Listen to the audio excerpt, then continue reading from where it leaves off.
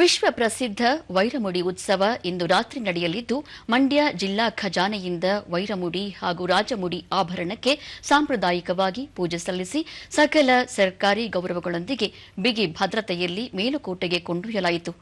ಮಂಡ್ಯ ಜಿಲ್ಲಾ ಖಜಾನೆಯಿಂದ ಆಭರಣವನ್ನು ಜಿಲ್ಲಾಧಿಕಾರಿ ಡಾ ಕುಮಾರ ಮತ್ತು ಜಿಲ್ಲಾ ಪೊಲೀಸ್ ವರಿಷ್ಠಾಧಿಕಾರಿ ಶೋಭಾ ರಾಣೆ ಅವರು ಪೂಜೆ ನೆರವೇರಿಸಿದರು.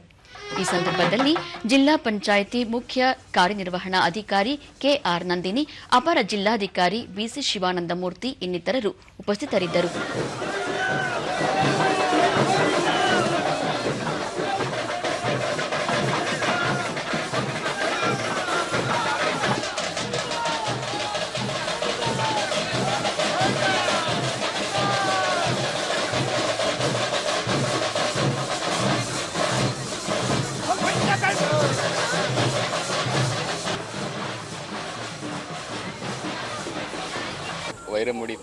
ಬಳಿಕ ಜಿಲ್ಲಾಧಿಕಾರಿ ಡಾ ಕುಮಾರ ವೈರಮುಡಿಗೆ ನಗರದ ಲಕ್ಷ್ಮೀ ಜನಾರ್ದನ ದೇವಾಲಯದಲ್ಲಿ ಪೂಜೆ ಸಲ್ಲಿಸಿ ನಂತರ ಮೇಲುಕೋಟೆಗೆ ಹೋಗುವ ದಾರಿಯುದ್ದಕ್ಕೂ ಗ್ರಾಮಗಳಲ್ಲಿ ಪೂಜೆ ಸಲ್ಲಿಸಲಾಗುವುದು ಎಂದರು.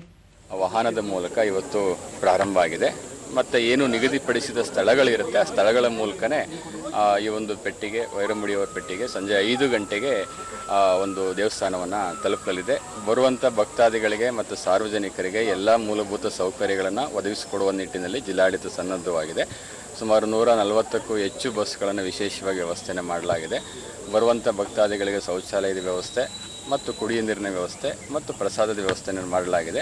39 ಜಿಲ್ಲಾ ಪೊಲೀಸ್ ವರಿಷ್ಠಾಧಿಕಾರಿ ವಿಜೆ ಶೋಭಾ ರಾಣೆ, ವೈರಮುಡಿ ಉತ್ಸವಕ್ಕೆ ಸೂಕ್ತ ಭದ್ರತೆ ಕಲ್ಪಿಸಲಾಗಿದ್ದು ಅಗತ್ಯ ಸಿಬ್ಬಂದಿಯನ್ನು ನಿಯೋಜಿಸಲಾಗಿದೆ, ಭಕ್ತರ ಸುರಕ್ಷತೆಗೂ ಆದ್ಯತೆ ನೀಡಲಾಗಿದೆ ಎಂದು ತಿಳಿಸಿದರು. 5 ಡಿಆರ್ ಮತ್ತು 3 ಕೆಎಸ್ಆರ್ಪಿಯನ್ನು ನಿಯೋಜಿಸಲಾಗಿದೆ. ಈ ಪಾರ್ಕಿಂಗ್ ಪ್ಲೇಸಸ್ ಅಲ್ಲಿ 11 ಕಡೆಯಲ್ಲಿ 2 ವೀಲರ್ಸ್ ಪಾರ್ಕಿಂಗ್ ವ್ಯವಸ್ಥೆ ಮಾಡಲಾಗಿದೆ. 14 ಸ್ಥಳಗಳಲ್ಲಿ 4 ವೀಲರ್ ಅಂದರೆ ಕಾರ್ ಪಾರ್ಕಿಂಗ್ ವ್ಯವಸ್ಥೆ ಮಾಡಲಾಗಿದೆ.